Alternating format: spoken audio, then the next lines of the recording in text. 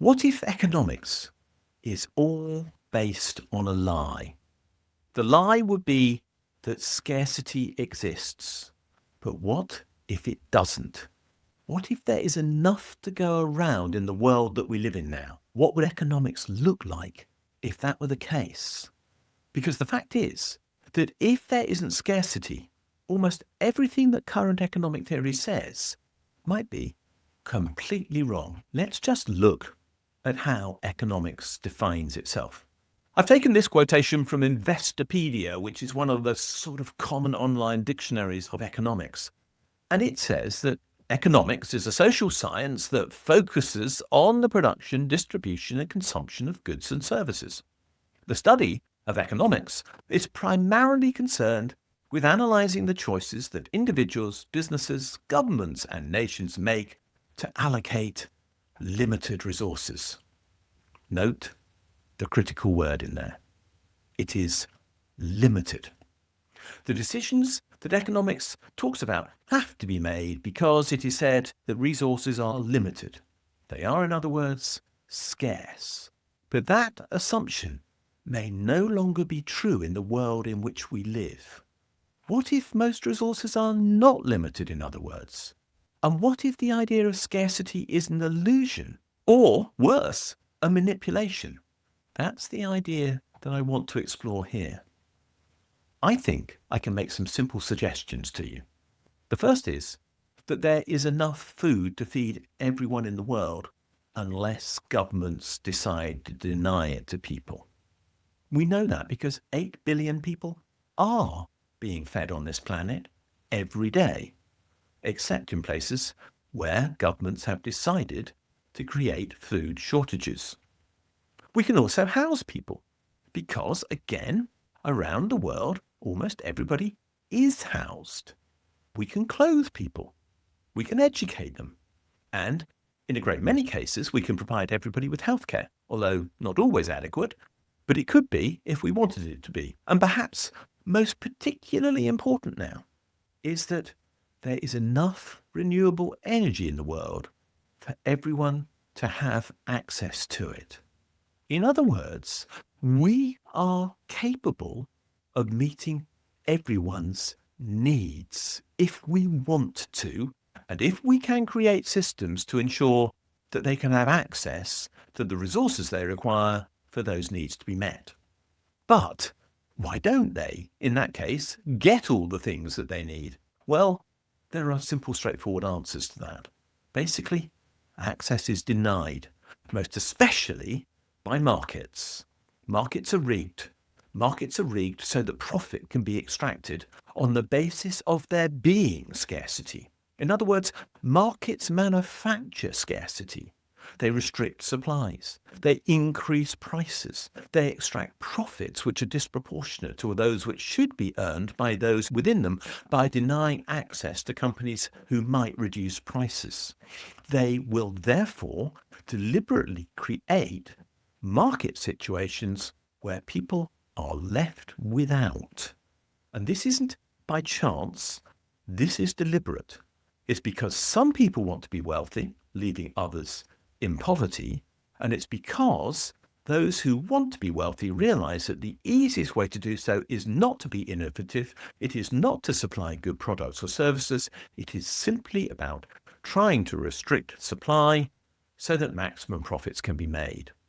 And the truth is that we can look at some markets where we can see that this is obviously the case. For example, there is enough land for everyone in the UK to have somewhere decent to live. And if we chose to make them available, there would be enough builders in this country for that to happen. We might need to allow some in as migrants for a while, but when we tried to build 500,000 houses a year in the UK, we had the builders available and we could again. What is more, the materials to allow houses to be built could be found. They may not exist at this moment, but if we really tried to make sure that everybody had a decent house in this country, the materials would be available and innovation would make them sustainable. But the fact is that although I've just said land is abundant, builders are available and materials exist, we're not building anything like the right number of houses because those who control the land are restricting our access to it. It's not available to keep land prices high. And funding is not available because people are being priced out of housing by excessive interest rates and excessive demands for what are effectively rents on the existing supply of land by those who own it. As a consequence, people are homeless, not because we couldn't house them, but because we've decided to prioritize house prices over the need for housing. And now think about another market which is rigged in this way. That's the one for medicine. We could eliminate the vast majority of diseases that kill in our world, but we don't.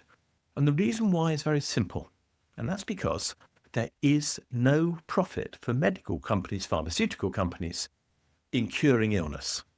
They only want to manage illnesses. They don't want to cure them. And the reason why they want to manage illnesses is that giving somebody, for example, a statin to potentially control heart disease for half a person's lifetime is much more profitable than finding a cure for the heart disease in the first place. They don't want cures. They want people to remain ill because that's the way they make more money. They manufacture scarcity for cures to maximize their profit from treatments to maintain conditions. And that too is deliberate. Resources aren't scarce, but the economic system we have makes them scarce. Now imagine how economics would have to change if we decided that we were going to make resources available and scarcity was going to be abolished. We would begin to have to address questions around the allocation of resources. Right now, we deal with how we ration resources. The market is not an enabling tool. It is not a system for allocating resources.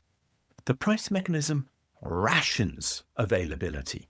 And what we should be doing is looking at how we can make things available to everyone who needs them. The answer should not be about how we manufacture scarcity, but how we create conditions where there is always going to be enough. This is the big question that we need to ask. And we need to ask it within a specific context. And that, of course, is that we have to do this within the planetary constraints which we now know exist. So we are doing enough in a sustainable way. And this isn't a mathematical problem. It isn't something that can be manipulated with a formula. This is a philosophical problem. It's about what the purpose of economics is.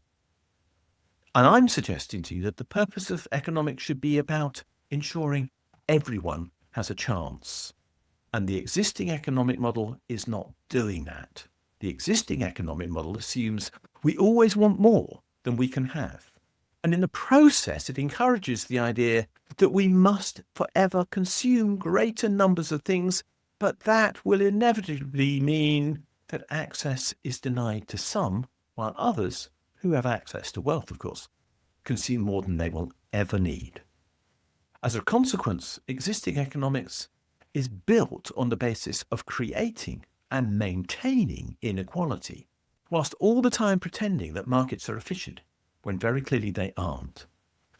The alternative is to allow governments to match resources to need.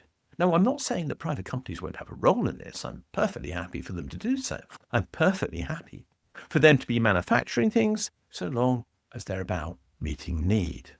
But when it comes down to it, we have to ensure that access for the products that they make will be available to everyone, because we cannot live in a world where some go without, and in the world we live in, far too many do. So government has to use its powers, those of money creation, taxation, and regulation, to effectively deliver well-being. And they have to define success in terms of sustainable lives lived well and not GDP growth.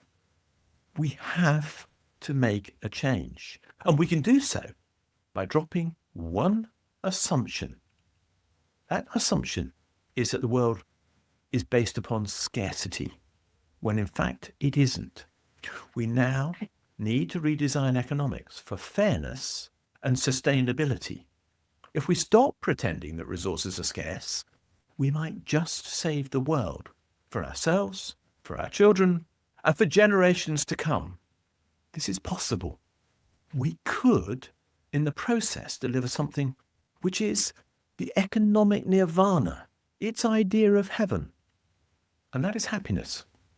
It would be possible for everybody to have enough on this planet to be happy, to live without fear, to live without stress, to live without anxiety, the things that destroy our well-being. But we haven't chosen that option, and my suggestion to you is that we could. So, what do you think? Is it possible that we could re-engineer economics to live in a world where we assume that everybody could have enough, and that scarcity is in itself a choice, and that if we made the choice for sustainability, we might be happy? What do you think? There's a poll down below. Let us know your thoughts. Thanks for watching this video. If you've enjoyed it, please do click the like and subscribe buttons, because they do genuinely help us spread the word on YouTube. As importantly, could you have a look at the section below this video where it says more, and there you'll find a link to my blog. And if you follow that for the specific link to the blog entry related to this video, you'll find a transcript of this video and lots of other related material, plus a ChatGPT prompt that you could use to write a letter to your MP on the contents of this video, which will turn you into a campaigner, which will be a great thing to do. Finally, if you do appreciate the work we're doing, can you think about giving us a donation? If you'd like to do so, there's a link below, or you can find one on my blog where there's a Ko-fi button saying, please buy me a coffee. Thanks a lot, and we'll see you again soon.